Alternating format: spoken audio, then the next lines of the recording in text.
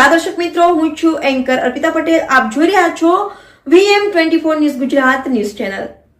જોતા રહો ગુજરાતના દરેક જિલ્લાના ન્યૂઝ VM24 ન્યૂઝ ગુજરાતમાં.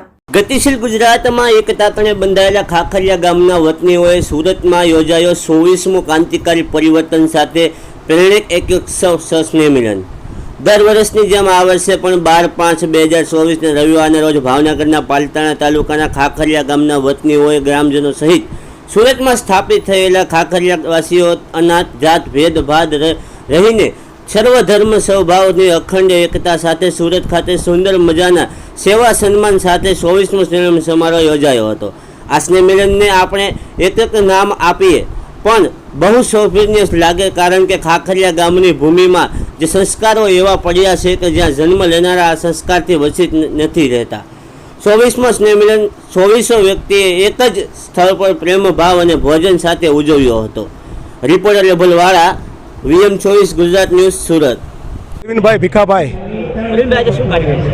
આજે અમારા ગામનું આ એક સ્નેહ મિલનનો કાર્યક્રમ છે અને છેલ્લા 24 વર્ષથી આ ગામ એક રીતે બધા જ પરિવારો આખા ગામની અંદર, પટેલ પરિવાર હોય કે બીજા અન્ય પરિવારો હોય, દરેક પરિવારો ભેગા મળી અને છેલ્લા 24 વર્ષથી આવો નવો કાર્યક્રમ એ સારી રીતે બધા ઉજવી રહ્યા છે.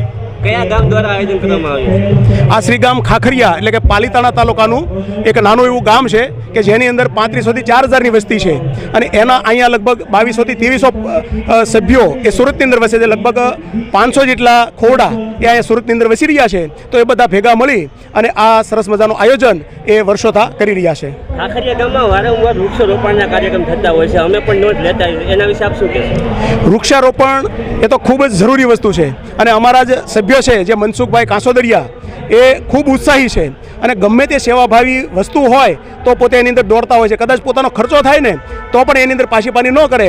અને ખાખરિયા ગામ નહીં પણ આજુબાજુના ગામોની અંદર પણ ઘણા બધા એવા ગામો છે કે જેની અંદર આ વૃક્ષ એ રોપી અને એક બહુ મહાન સેવા એ ખાખરિયા ગામની તો કરી રહ્યા છે પણ સમાજની પણ ખૂબ સારી એવી સેવા એ કરી રહ્યા છે. ખાખરિયા પ્રગતિ મંડળમાં કેટલા લોકો જોડાયેલા?